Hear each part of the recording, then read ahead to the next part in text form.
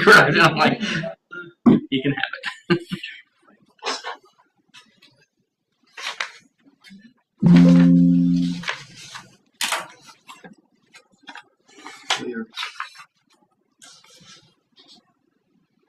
It is? Yeah, it was at the volume was. Oh, okay. Welcome, everybody. Today is June 17, 2025. This is the Hannah City Village Council meeting. At this time, we'd like everybody to please stand for the Pledge of Allegiance and a moment of silence. I Pledge allegiance to the flag of the United States of America and to the republic for which it stands, one nation, under God, indivisible, with liberty and justice for all.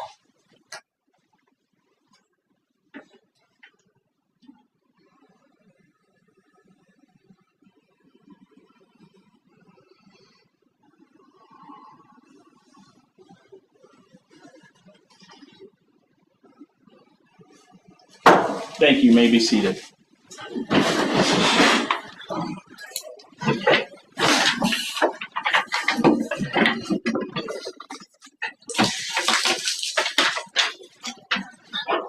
Okay, Megan, if you would like to address the board, please. Hello, everyone. My name is Megan Brake, and I currently am working for Tazewell Mason County Special Ed Association. And my colleague couldn't be here tonight, but she's working for SEEDCO, which is the Special Education Association of Peoria County, and we're working together to host something called a community conversation. Her and I are both transition specialists, so we help students in high school who have disabilities. We help connect them to employment as they exit out of high school. Research shows that when students are working in high school before they leave high school, then they are more likely to continue working after high school and beyond. So we're gathering people from the community, and because Hannah City is part of the Farmington School District, we wanted to make sure that we have people represented from Hannah City. And we're gathering school professionals, business leaders, community agencies, adult agencies, disability partners, to come together and talk about how we can enrich these experiences for students, whether that be providing work experiences, unpaid and paid experiences while they're in high school, and kind of just supporting them in a better, greater capacity. So I had reached out to you guys initially, and you're not able to attend, but I'd really like someone from Hannah City. We have a couple of businesses that have expressed interest and are going to attend that night, we hope, but just some other leaders from the area that would be interested in being there that night. It's July 24th. From 5:30 to 7, and I apologize, your flyer says that it's going to be at the library, but because of the amount of people that we have, it's an event that's about 50 to 60 people. We have moved it to the community center, and Farmington has graciously given it to us for free. So that is kind of a change, but if someone could just reach out to me if you're interested in being there that night. There's no commitment to present. You're sitting in round tables and having just discussions with other people from the community. So for the board and the way of background, it turned out to be a rough night because Tony's not available, I'm not available, and Zach, who's our community liaison's out of town. So we do have somebody who, Denise said she would attend if nobody on the board was able to go. So What night of the week is that? It's a Thursday night. So I guess what we can do is you guys can, if you want to, take some time and decide and let me know. And if one of the three of you want to do it, let me know, and then I'll tell Denise no, and then I'll let Megan know that you're. I can probably go. The place that I work, I'd be interested in. Where you work? Does it need to be in this area? Serving from our Farmington school district. Okay. Yeah. We're down Main Street, Peoria. Oh, okay. Shoot. Well, we should talk. We're involved with another similar group in kind of like the Dunlap. Oh, okay. Area called Perfect. Oh, yeah, Peoria Perfect. Yeah, I'm familiar with them. So great program there too. I work with them a little bit too. So yeah, sounds great. Yeah, so I made a note of either you'll let me know, and then if it's not you, then we'll have a representative, clerk, the town clerk can come. All right. And I'll let you know either way by email. Sure. Thank you Okay. guys so much. I Megan, appreciate thank you it. for coming. Thank you very much for coming. Sorry to jet. Thanks. There you go. Thank you. Ms. Faust? I didn't know if you wanted him to go or me to go. He's gonna be a minute, so you go ahead. Okay. I am very new to this in some aspects. I grew up in Hannah City. I went to Farmington, and I moved away for a little bit. And I came back here within the last 2 years. And Mr. Baylor and I first started conveying back 2 years ago. We did. You can call me Brian. I was raised, it's always been Mr. I'm sorry. No, you good. You and I have conveyed through a couple of emails about the condition of my property at 708 North Albert Court. Yep. Them cars are still there. One has been sold. I cannot find in your ordinances or your minutes where you have changed the ruling of how many cars you can have on a property when they run on their own accord. I can send you a version of Title IV, which was recently, in the last 6 months. We've been working on the whole code book. But yeah, I can send that to you. Okay. So am I not in compliant with the Village of Hannah City because I own 5 vehicles? So there's several things that you're currently not in compliance for. One was 5 vehicles is fine. That's the new limit for the number. So I can have 5 vehicles. You can. They all have to be operable.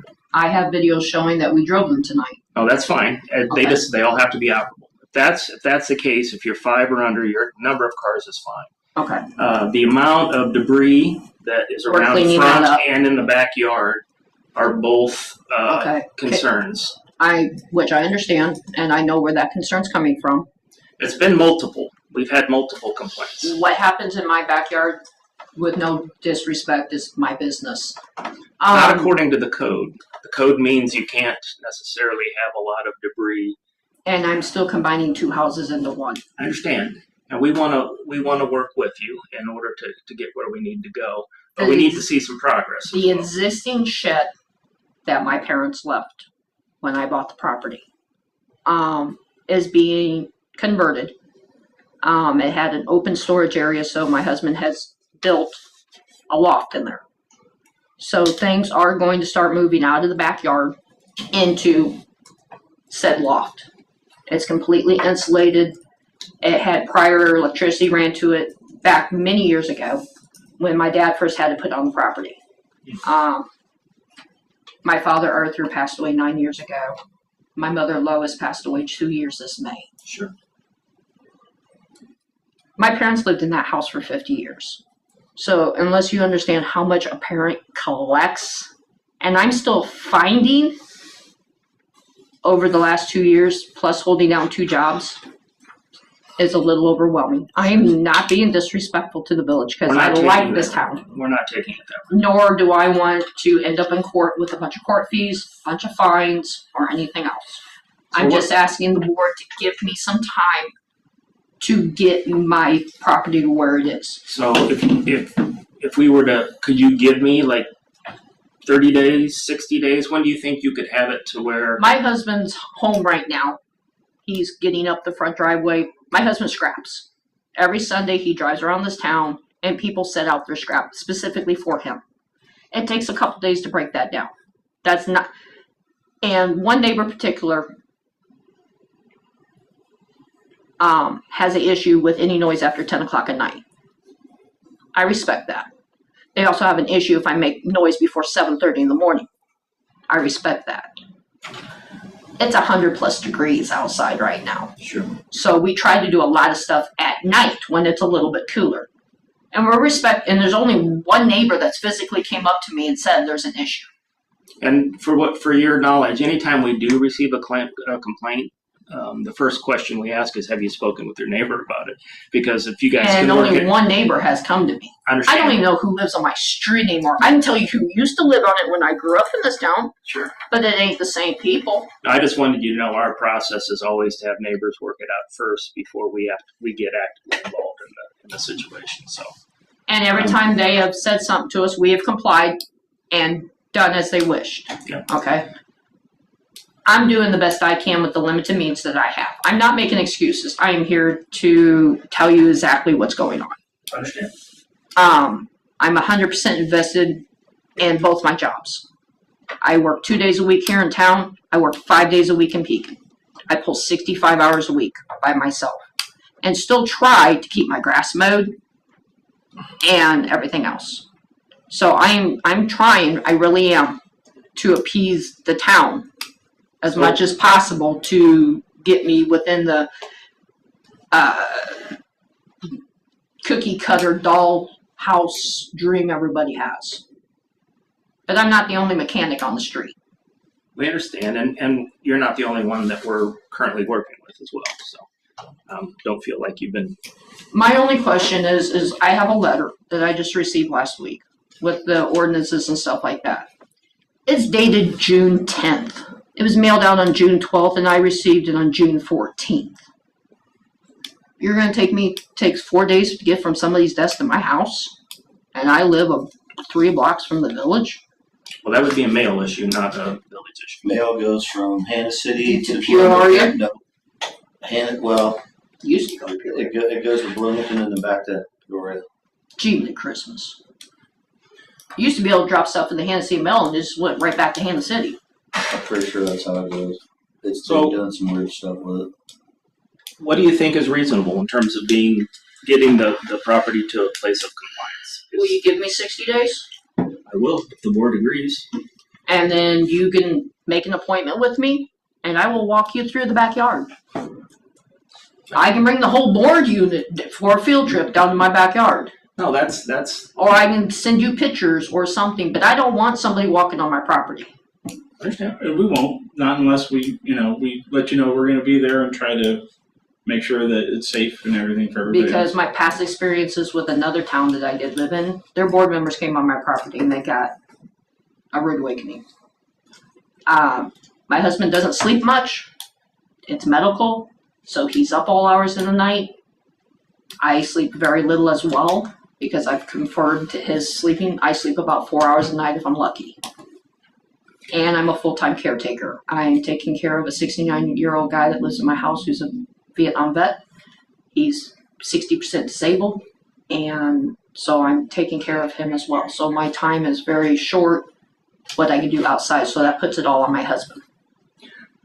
Well, have there been any fines or anything sent yet? Or? Not to my knowledge. I think that we just were to the point where the first letter we were going to send said if it's not cleaned up by such and such a date, we'll fine. So What, isn't just like debris? It's not like a safety concern or anything, right? no, it's forgive me, but it's like you said, it looks like a scrapper, Just right? scrapping. Yeah, There's that's what my husband does. old to make bikes and Well, the bikes are gone. They went to the scrapyard. There's a Yeah, girl sitting in my driveway right now. It'll be gone by, within a couple days. I mean, we break it down. You get more money when you take it apart and do it as by, okay, for example, Hitchcock pays better on copper and aluminum than Peoria. Laura pays better on some stuff, so it's all who's got the better price of where we can go to, That's why there is commercial property for scrappers license and stuff like that, so people don't have junkyards in their backyard and mechanics in their backyard. That's why there is those laws and ordinances. Like I said, So I'm still everybody- learning. I'm still reading your guys' handbook. It's it's not exactly 5 pages long. yeah, we are. To be honest with you, we are in the process of simplifying it and customizing it more for us. Historically, it's been more of a Peoria County, and then we I just mean, my husband spent 5 years on the board in Mapleton. He understands the stuff. understand. At It's the end of old the day, English to at me. the end of the day, our goal is to work with all residents and get to a place where everybody's happy and compliant. That's what we're trying to get done. And if you're telling me that you can have that in 60 days, then we'll grant you the grace and the time to do that. I mean, if we started on it last night. We actually, moving the vehicles around and everything like that. just to show that they aren't dead in the water. You know, they are vehicles that we personally do drive. Sure. The GMC Jimmy is up for sale. We've had a couple bites on it.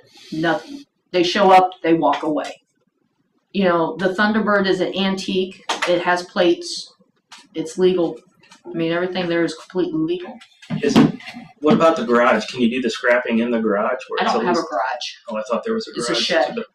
There's a shed on the back property. Okay. And it's almost done being completely done inside.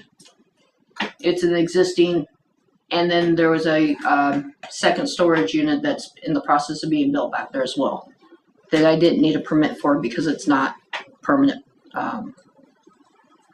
structure. It's just something so we can put stuff inside so no one sees it. It's a Are the 5 vehicles plated and So- registered or So just technically, operable? technically, they have to be operable, but they don't have to be titled and licensed. But you I- have to be able That's to. what I think it used to be, like in Peoria Yeah, County when or we wherever. redid the book, we went through all this whole thing. But Yeah, operable play means with- you can put in a key and run it. But if it's on the property, it doesn't have to be titled and licensed. If it's parked on the road, it does have to be titled. and licensed. okay. The GMC Jimmy runs and titles and owned by my husband. The Ford Thunderbird, which is now considered an expanded antique according to its plates, runs inoperable under its own. The Mustang is his daily driver, and so is his truck. And then there's my Jeep Grand Cherokee. I have titles for all vehicles. I think the biggest issue, honestly, is the amount of debris, or I don't know what the right word is, around the property. There's a lot of words I could probably use, but all I can say is that we're working on it, and I'm really trying here. Sounds like you've got your hands full with everything. And, you know, That's life. yeah. But if 60 days helps you, I think all of us would agree we've got no problem. And that means all the stuff in my front driveway will be cleaned up, which would be cleaned up probably by this week because he's cleaning on it now. It's just stuff that we're putting up into the truck to get ready to take. Yeah, and I think it's important that it stay that way, right? And then also the back needs to be cleaned up as well. But if you said the shed's almost done, then Yeah. maybe that solves that problem. It should. And I'm happy to when the neighbors communicate with me, I'll make sure that they understand that we're working with you and we've given you time, and we'll go from there. I would appreciate it. I mean, I haven't been to a board meeting because No, we're glad you came. Yeah, thank you. definitely. So, I mean, this is where I grew up. This is where I feel comfortable. I don't like living in Mapleton. You can't leave your windows open in Mapleton because of the chemical plant. It stinks. It does a little bit. And if you're up at night, have you ever been smelling a Vonic when they cook off a batch at 3 o'clock in the morning? Mm-hmm. It's worse than your sewer pond at the other side of my house. And that thing stinks at times. And I feel sorry for the guys that live on the Runkle and the Brown property As long because as it the stinks. aerator's working and the blowers are working, you shouldn't smell anything. But there are times when those go down and it can back up. So Ooh. yeah, so we work hard to keep those working at all times. So, and I know I've seen you drive down my street. Mr. Swearingen's driven down my street. I've seen people walk down my street. So, I mean, I know my house is being looked at and watched. Well, it's not just yours. I mean, the truth of the matter is when we, and I don't want to speak for the board, but my perception is that as we've gone through the process of giving grants out to homes to improve people's properties in town that live in the TIF and BDD districts, one of the questions that was raised are we also raising the level of the properties that need work and or are cluttered? And so it became an effort to make sure that we were doing both. I donated $4,600 in property tax this year. I understand. And I have the highest property tax on the whole entire street. The village gets 11% of that. The rest of it goes to Peoria County. Most of it goes to your school district.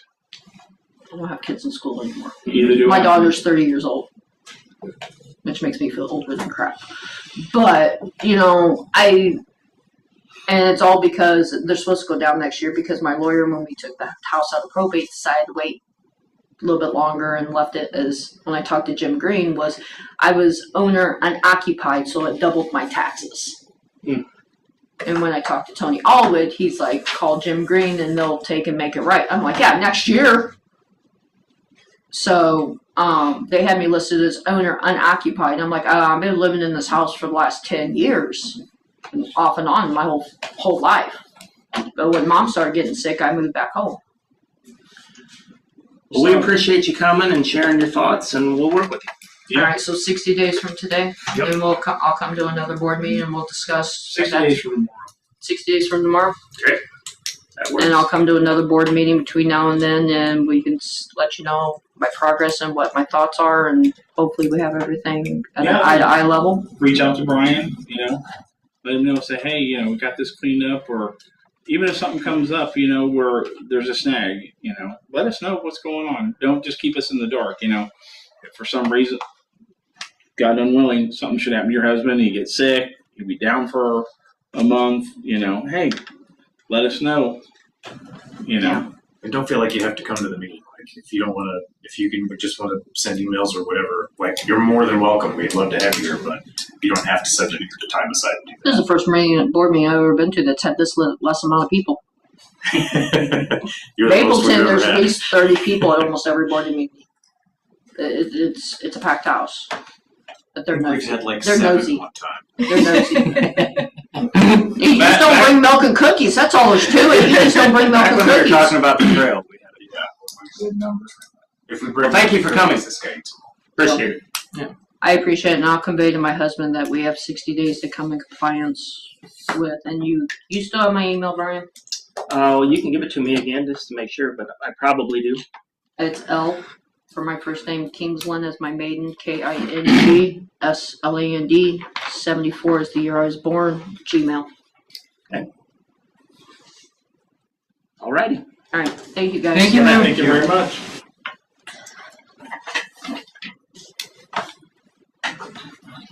Lieutenant Briggs, you're up, sir. Or no? Do I have the name wrong? Yeah. That's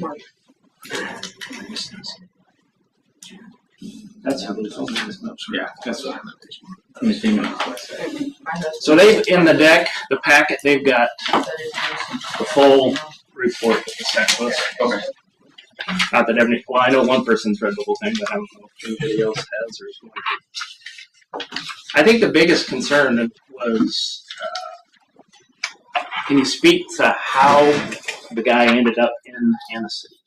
So generally, he ended up, I don't know if he was actually staying or living in Hannah City, but he knew somebody that lived in Hannah City. The individual that was arrested knew somebody that lives in Hannah City. So that's how he ended up over here. The guy in the woods? Yeah. Yes. I know what house he's hanging. But this was all done by Several weird things. the victim's father or parent. It wasn't like in conjunction with the police, correct? Like No, the luring. I don't know a better. So the general thing of what happened is the individual that got arrested was on one of the apps, dating apps, or I don't know. I don't do Facebook. I don't do any sort of social media. I don't do any of this stuff. But he saw a picture on some app on his phone, and he sent a text message to this individual that was on this website, something similar to "You look young." And then the individual that he texted to responded back that I'm 15 years old. And then from there, the conversation just continued.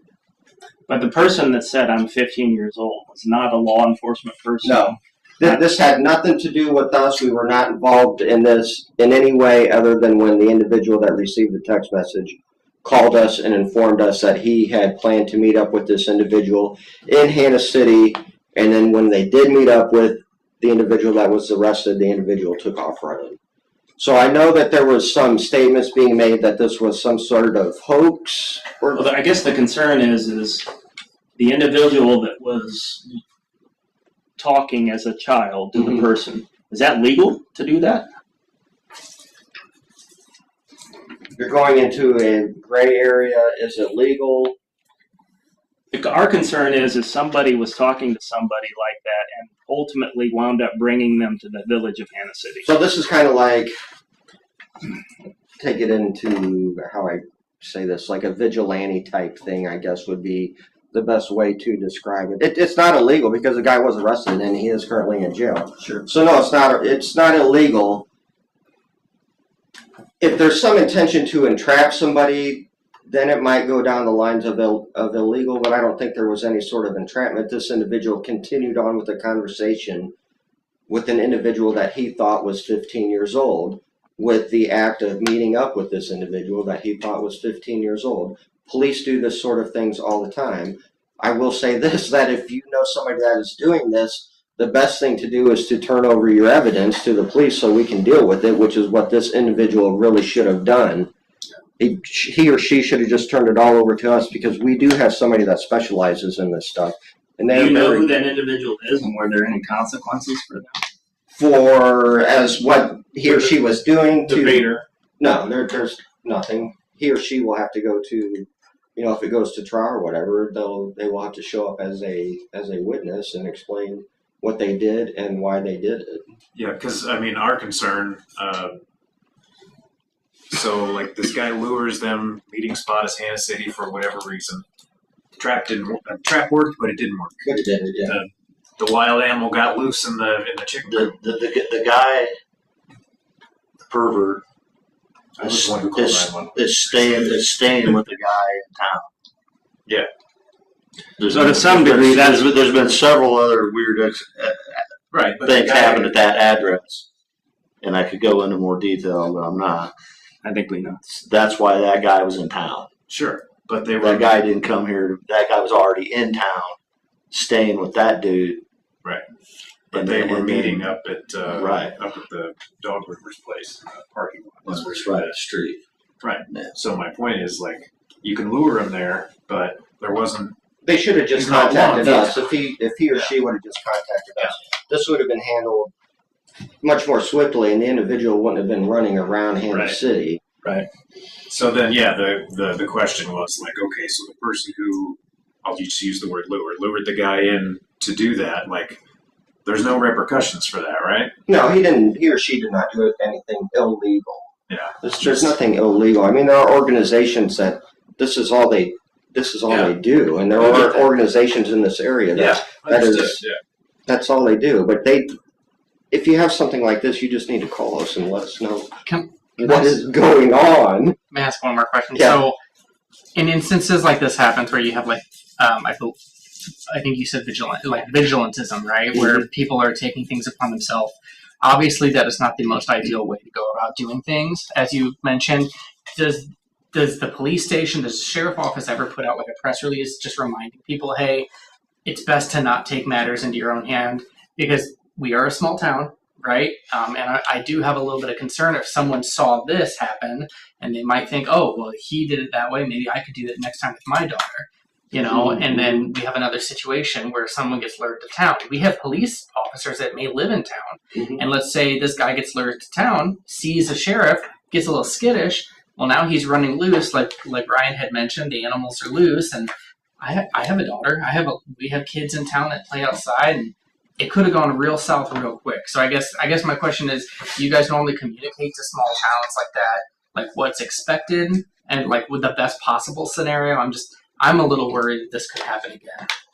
As far as like this last situation, that it could have been handled differently, and as in, Like- you need to expand on it. As in, what way? Like could it be? like trying to. I'm Basically, that those kind of actions are frowned upon. But they are frowned upon. And I mean, the majority of the people that live in this community and already know that. The guy that did this does not live in this community at all. Yeah. But the person there is an individual that lives in this community that the individual was visiting, staying. Yeah, that's part of the issue. I mean, you're a small community. You're extremely lucky in what has and has not occurred in this community. You don't have half the stuff that goes on in Bartonville, Peoria, Dunlap, for that matter. You guys really, and ladies, don't really have as much as what everybody else does. But yes, the sheriff actually putting something out isn't going to change anything. Everybody that lives in this community knows that was just stupid. I can't put it any more simpler. Everybody in this community knows everybody, and everybody generally knows what's going on. But the guy that did this does not live in this community. He he let, the thrill of the hunt get the better of him, and it just took over. What was he? Do you know what he was planning to do once he met the guy? Honestly, I have no idea. Yeah. I think his intentions was to call the police, which Should have done sooner. he should have done sooner. Yeah. Now, whether or not he called the police while he was here seeing that individual, I really don't know, because the way I understood it is that we got calls of somebody running through. Yeah, the police, of course, don't say anything about that guy calling. Yeah. Any calls about, hey, I've got this guy coming. I frown upon it. I don't like it when it does it, but sometimes that does get the job done. Like I said, if this individual would have just called us, the day before and just turned over all the information that he had, we could have put our cyber guy on it and, got much more solid evidence and would have made a much better case. I mean, Wouldn't have a guy hiding in the woods. that's people hiding in the woods or even living in the woods is becoming a common occurrence, and it's just people are all over the place staying in the woods nowadays in Peoria County. It's just now the individual that you had staying in the woods was not a good individual by any means, but it happens. You girls have been really lucky with what has not occurred in this community. You guys are a close-knit community and know everybody, and you guys know more about what goes on in this community than what we do. Yeah, I guess that's the genesis of why we were That's how it asking to have always you come is. here so that we can try to keep it that way. Well, and we're trying to do the best we can, but the police don't know what's going on in the community unless the community calls and tells us and lets us know. We get that. You guys did an amazing job. I mean, I would have liked to have the individual apprehended much sooner, but it ended a lot quicker than what I thought it would. Yeah. I mean, found the person the very next day, the next day early in the morning. You guys arrived very quickly, and you were all over town. There was a bunch of SUVs driving around for this guy.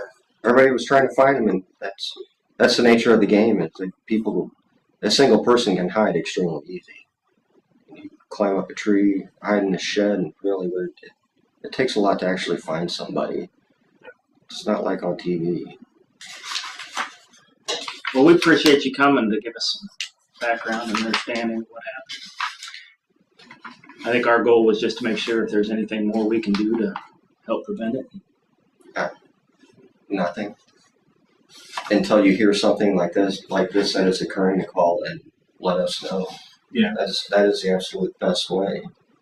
And if for some reason an individual in this community that has been talking with these individuals and has collected some sort of evidence, turn it over as quickly as possible so we can actually create a case on this individual. Now, you guys are great. Anytime I reach out to Jim or whoever, we get a instant response, and so we appreciate the relationship that we have with you. And we agree. We've had our incidents in the last several years, but thankfully, all of them have kind of ended well. Anybody else? Any other questions about anything besides this last incident? I think so. Do you guys have the new information from the radar trailer by chance? You mean our radar trailer? Yeah. I get it monthly. Did you get any from me? I did. I can't remember if I got a report probably in the last week and a half. I haven't looked at it yet. Oh, I was just curious because I kind of wanted to see what we have going on in the as far Yeah, as I can tell you this. I mean, I know there's been more speed controls.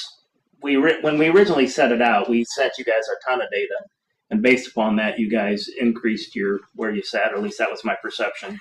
And I know I've seen people get pulled over, and we get a monthly report. You're pulling over somewhere between 4 and 7, and probably the tickets are like 1 to 3, maybe. Yeah, that sounds right. And as we said when we started the process, we don't want to be a speed trap or known as that or whatever. We just want people to honor the speed limit and have enough controls where that's the case. So. Like I've told deputies before, I said not everybody needs a ticket, but everybody needs to be reminded of what the speed limit is, and that means everybody.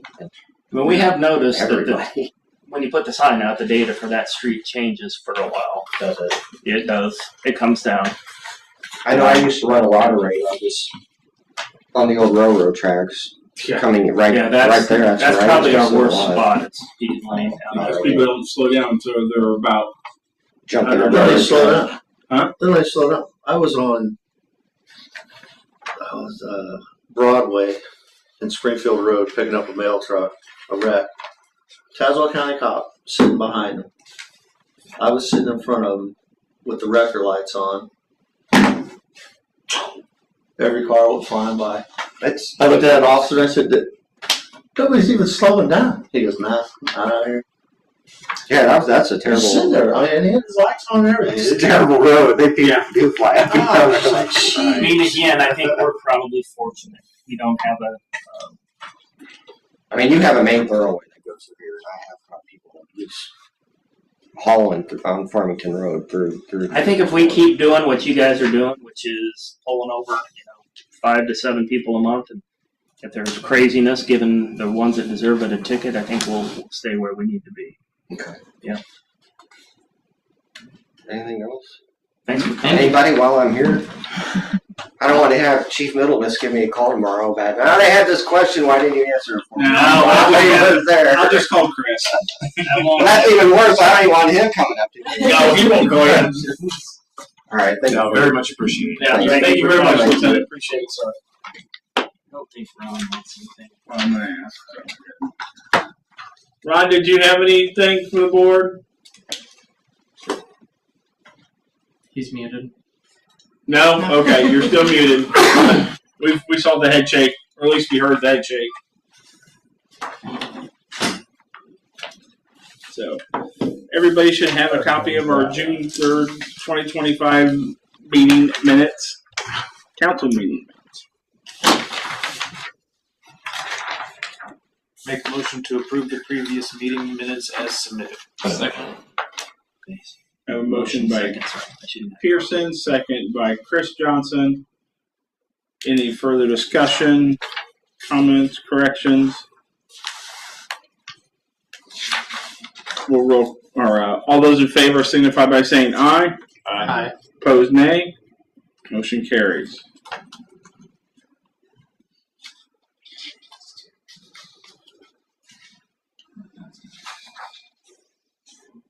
Everybody should have a copy of the treasurer's report.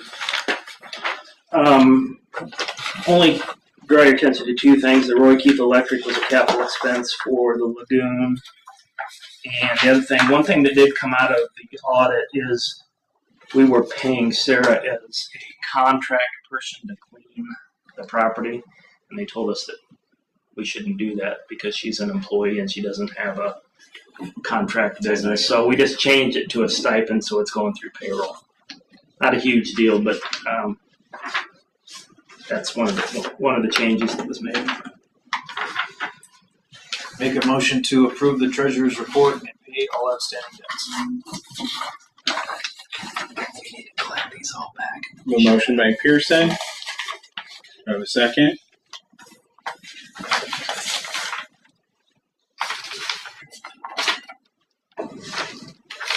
I'll second it. Second by Chris Johnson. Any further discussions, comments, questions? And we'll roll call this one. Miller, Yeah. Pearson, Yes. Chris Johnson? Yes. Excel, yes. Motion carries. Nothing for engineering.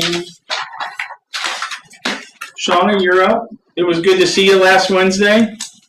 Well, it was good to meet everybody in person. We're just, as far as what we're doing, we're trying to get some of the things that Brian has sent us done. Just with the annexations. And, He sent me the annexation paperwork. Were you able to get any information on the permit fees? Yes, you can charge different prices, but you need to keep it so that it relates to your costs. So I was, when you said, you wanted that one a little bit higher, it has to kind of relate to your costs, the case law and everything. Okay. Makes it has to go to the purpose, has to go to the cost. We just won't pre-annex within, unless there's line of sight to value. That's fine. Okay. You answered the question. Okay. Other than that, we kind of got a little behind on Title VI with some of the other stuff that's been going on, but we hope to get back to that and get you a draft as soon as we possibly can. Okay. Thank you very much. Tell Bill to stay out of trouble. Oh, I will. That's Mr. Baylor? Yeah, the financials for the month of May. This is the first month of the fiscal year, so our month information and our year-to-date information are the same. So this is the report shorter. If you look at May core funds for the month, we had income of $137,781. We had expenses of $229,746, but a big part of that was the Lagoon Solar loan. So if you look at the next slide, I backed that out. So because it was a odd expense. So operationally, we had $99,506 worth of expenses. So we were positive to the month of $38,275. And if you look at core funds by each one, general, unemployment, water, sewer, and garbage, you can see that loan number in there. That's why we're 128 negative. If you go to the next slide, you can see that you back out the sewer loan and we were about $1,800 positive. So the monthly summary for the adjusted amounts is that we're positive $38,276 for the month. General was positive around $21,000. State income tax was really strong, which drove the income above budget. Expenses were pretty much on budget. Water was positive $13,835. Our income was worse because water sales were down, but that's purchases were down as well, so we didn't use as much water. So that was offset. I am in the process, and I think I've sent it to a couple of you, where I'm doing an analysis of year over year for a fiscal year. How much gallons do we use? What is our current price? Just to see if we can get some more understanding of what the leaks are, what the leak impact still is our pricing right, that kind of stuff. So I'll share that with you every month. Sewer, we were slightly positive. Income was on budget, and the adjusted expenses, once you back out the loan, was good. And then garbage was a little bit better than budget on both ends. MFT for the month of May, income was pretty much spot on, no expenses, but we did do the roads, so we will have some MFT expenses coming. If you look at TIF, that's property tax driven, so we didn't receive any, so that 117 is all just Illinois funds, no expenses. May BDD, income was down a little bit, so that worries me some because I don't like the sales tax being low, but maybe it's just slow to start the year. And we didn't have any expenses. And then you can look at the summary. So MFT's positive, TIF's positive, BDD's positive. We don't have expenses, that's all timing, so it's not unusual for this time of year. And then cash summary, and you can see it on the detailed sheet. We're positive cash for the month of, we were 32,000, almost 33,000 positive, and in savings we were 20,000 positive, so 52,784 positive for the month. On the cash side, next month will be our real strong month because we receive our first installment of the property tax. So we always do well at the beginning of the year and then kind of eat into that as the year goes on. Yep. Any questions for me? Any questions from Brian? Thank you, Mr. Bailey. Thank you. Committee reports, Mr. Pearson. I don't believe I have. Planning and zoning. Just to let you know, we did have 4 pre-annexation requests. But when we used the criteria, and I put this in the email to you guys, but I just want to give you the background. I can't remember was it 3 years ago, something like that, we decided that pre-annexing everybody within that kind of 1.5 mile radius didn't make sense because there was really no value or little value because we never get line of sight to property tax. So we changed our criteria to say if we get some sort of value, meaning we have line of sight to property tax, or if, like with the Herman business, they wanted to put their fishery out there and they wanted it to pre-annex, but then the payoff is eventually that's going to feed into a business that'll be in Hannah City, hopefully. So we kind of evaluate each of them and whether or not there is value in them, and then if there is, We moved those forward. We have 2 that we're moving forward and 2 that we declined. And we had one individual who wasn't happy with the fact that we declined. Brian spoke with him, and I spoke with him, and I invited him to the meeting tonight. I said it's all up interpretation to the board. I said we do have a set of guidelines that we go by on that, but there are things, and I brought up the rental property fee, and said then the board ended up shooting that down, canceling that. So I said he had 2 primary concerns. One was that his neighbor had been pre-annexed. That was before we changed the rules to the line of sight primary rule, and the other was that he thought there were some properties that were further out than him that weren't shouldn't, or therefore shouldn't have been pre-annexed, but they're along the railroad, and so we still hold out hope that we might be able to pre-annex the railroad someday, which would bring all of those properties that border that in if that was fully annexed. So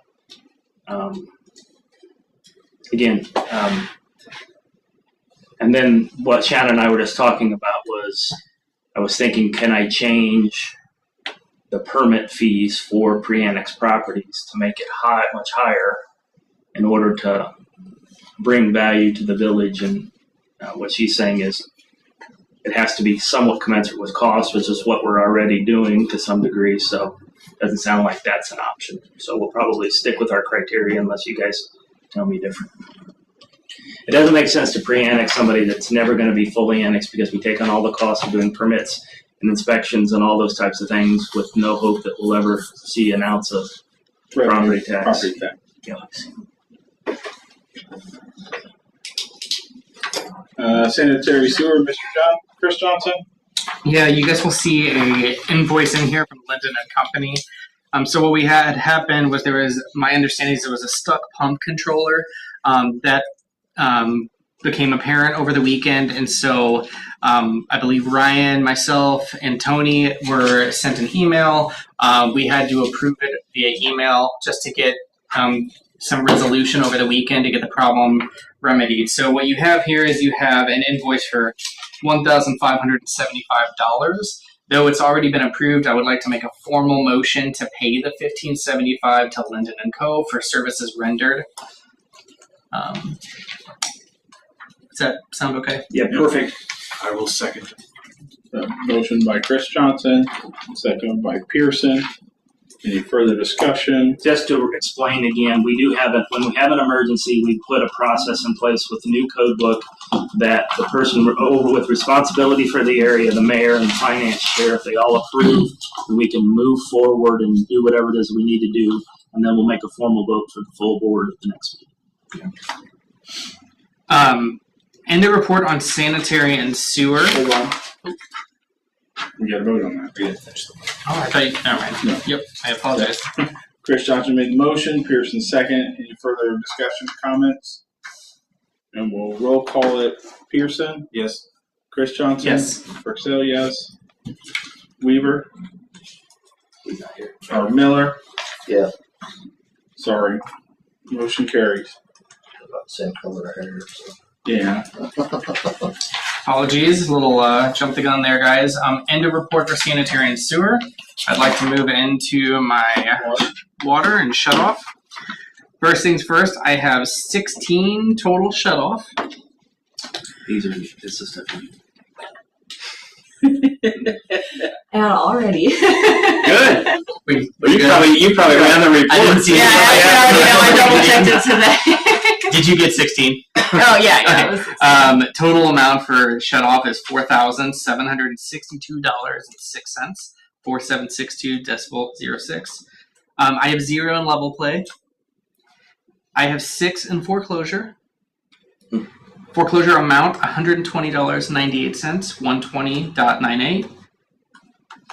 Approximate gallons sold 2,456,880. 2456880. Bingo. End of report. Any questions? Thank you, Mr. Chris Johnson. Buildings and grounds. Nothing. Streets and alleys. So the street MFT program is done, with the exception of they'll come back in 3 or 4 weeks and sweep up the excess gravel after it's got a chance to settle in, and the alleys are done as well, and they'll have a chance to come back and sweep that up at the same time.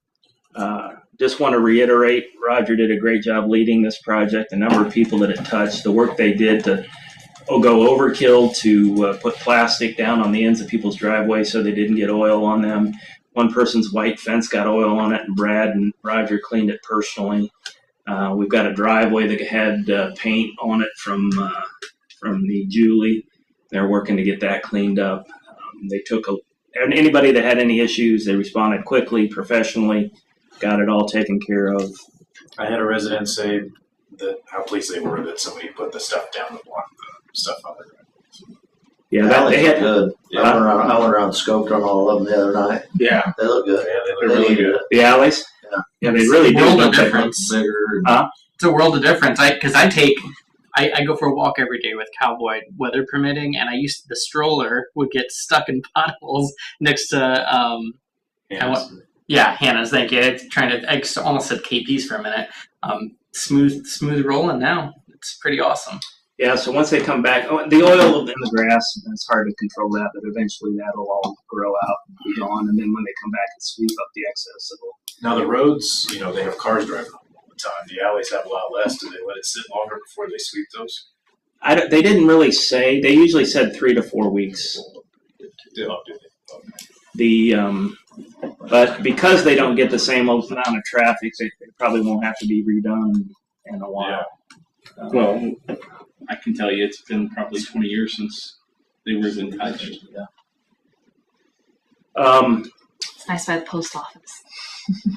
The sidewalk bids. So the last I heard, we had 4 bids for the sidewalk, and we have the public opening Thursday this week at 10 o'clock. Yeah, where the engineer comes, and then usually there's representatives from all the contractors, and they open the bids here. So it's all above board, and everybody knows nobody was, cheating or whatever.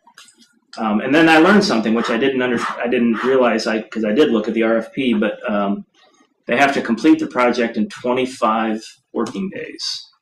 So it's going to be done quick. Good. They can get a break for weather or whatever. But we'll do some, once we get the approval and we know how when things are going to start, we'll do some communicating about that being brought to you by the community next So week. we'll get the bids, and then we'll approve here in a meeting, and then after that, they've got 25 days. Who sets that standard? The engineers who wrote the bid, so it must be a standard that they use for whatever size project. But, That's great. I was expecting to be done till Yeah. A year. yeah. Like every highway you drive. By the end of the year. And then, I don't know if you remember, but Roger had been working with Farmington on spray patching. We were using their machine, and that was taking some cost out or whatever. But they've got an issue now, and so we're not able to use their machine this year. But Roger still has some spray patching that he wants to do on areas where we tore up some roads and some other things. So we've got an attached quote for, it's like $7,500. Yeah. So it's a quote for Ace in the Hole. Ace in the Hole's quoting price at 850 gallons at $8.82 per gallon for a total cost of $7,497, which includes the emulsion. We'll provide the aggregate, and they'll have bonded and insured. So what was it costing us before when we were using Farmington? Well, they didn't make us use or pay for the machine, so we were probably somewhere between $2,500 and $3,500, somewhere in that range. But we purposefully kept this out of the MFT program because we don't have to go through all the engineering and all those steps. And How many times a year would we usually need to do Once. it? Yeah, and we budgeted this year $10,000 for it, so we're $2,500 under budget. How does that work? Like, it seems pretty early in the year, maybe, or did they do it like this time of year? Normally in spring is when they do it. Normally, Roger likes to do it on the roads before they're chip sealed. Okay. right, to fix any problems. But we really didn't have any because those were the newer roads this time. And we were tearing all the alleys up, from the bottom. So really all he's spray patching this year is like those places where when we put in a water line, we had to cut across the road and just to repair those things. So we need a motion. Make a motion to approve the $7,497 to Ace in the Hole for the spray patch. Do I have a second? I'll second it. Chris Johnson. Any further discussion, comments? And we'll roll call that. Chris Johnson? Yes. Purcell, yes. Miller? Yeah. And Pearson? Yes. Motion carries. That's it on streets and alleys. Okay. Community grant kickoff meeting will be on June 26th. Brian's gonna. Yeah, Sarah and I got those together. We're actually having 2 meetings that morning. One will be for the residential people who are receiving grants, and the second one is for the commercial people. Basically, what we do is we bring them in and we walk them through the whole process. And we give them the documents that they need to fill out. And we tell them what all the rules are and everything they have to do to get to the final inspection to get their pay reimbursed. So we kind of walk them through that whole process, and then from there it's just tracking the projects as they go moving forward. But this is kind of the launch date of those people who are going to receive grants. And that'll be a week from this Thursday.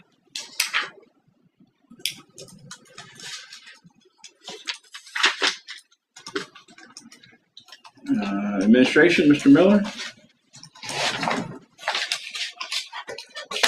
It's kind of a weird gap in what I have, but from 5/19 to 5/25, there was 8 calls, 2 deceptive practices, stand by, keep the peace, 1 disorderly conduct, suspicious of loud noise, theft, reckless driving, serving another agency, whatever that is. And then 6/2 to 6/7, there was 4 calls, reckless driving, serving papers, ordinance violation, suspicious person. Well, there's a gap in that, but from 5/25 to 6/2, but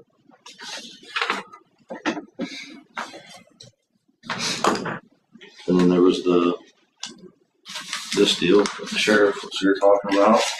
Sure everyone knows about. Did you have the one from 6/2 to 6/8? 6/7. 6/2 to 6/7. There's only the 4 calls. I'm just trying to see if I had anything else. I went back quite a ways and see what I missed. Emails. It comes from Different people all the time. yeah. It's always And different. at different dates. And it says different things.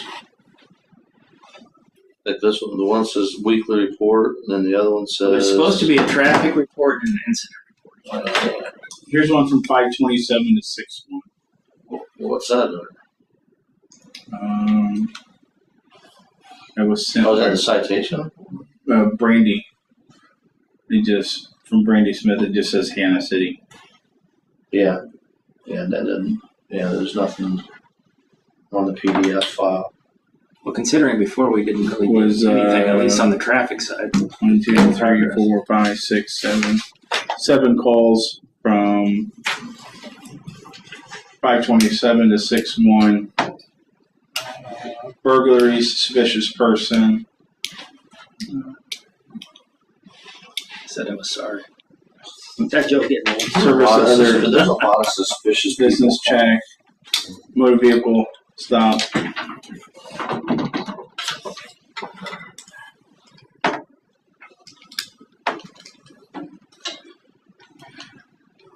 Anything else? Eric? No, that's all I do. Okay. Other business? Yeah, rather than go into an executive session, I just thought we could kind of talk generally. So the first document that you have that looks like this in your packet. This is the the only proposal that we received for the Public Works property came in from the people that we thought would come in. I would note that in the first paragraph, you can see that it was for our full asking amount. So basically where we are with this project is I need to finish the due diligence on the property that we would be moving to. Just to give you some background on that, is we've got the title work is done and the survey they did the survey work, and I've got a rough draft of it. And I have a meeting tomorrow morning to talk with the primary neighbors about the property line and the easements and that kind of stuff.